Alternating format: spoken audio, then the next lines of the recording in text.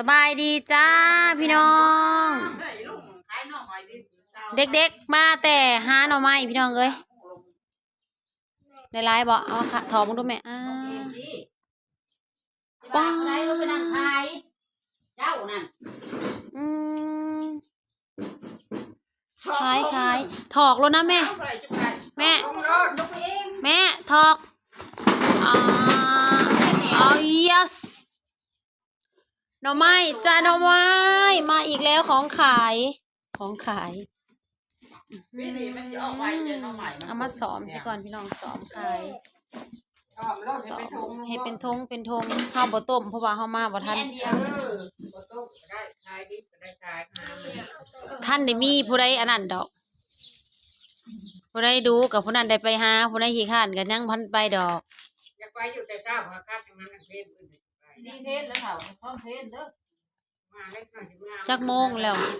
ฮักกะ10 โมงยายแล้วเขาเข่าได้นะเรื่องนะที่แต่งเอาเก่าเอาตายเอาจะหายังมาโฉมเอาอันนั้นนะเทียงน่ะได้แต่จำมันก็ได้เอาขี้ดินบ่เอาขี้ดินออกเบิดบ่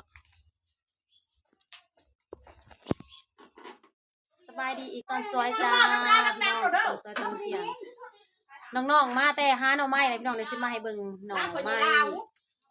ไม้พี่น้องหน่อไม้ใหญ่อะไรปิดมักกะลีนะพระเจ้ามาไปรับเจ้าปิดดินไปนี่แม่ผู้ได้บ่เมื่อยมื้อนี้พี่น้องพร้อมไปหน่อไม้ใหญ่หน่อใหญ่ล้วนๆเลยจ้าหน่อเป็นหน่อไม้เด็กน้อยเด้อพี่น้องนี่หน่อไม้สาวไผ่สาวผ้าไปหานะเคยเยอะบ่แม่นของสาวสุปนีดอกบ่ได้ไปหาทางนี้เขาสิมาเฮ็ดเป็นกองขายเด็กๆพี่น้องไอ้เฮาสิมา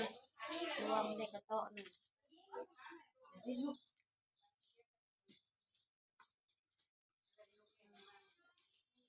1 ยอด 2 ยอด 3 4 5 6 7 8 9 10 ยอด 11 ยอดแล้วก็ส่วน12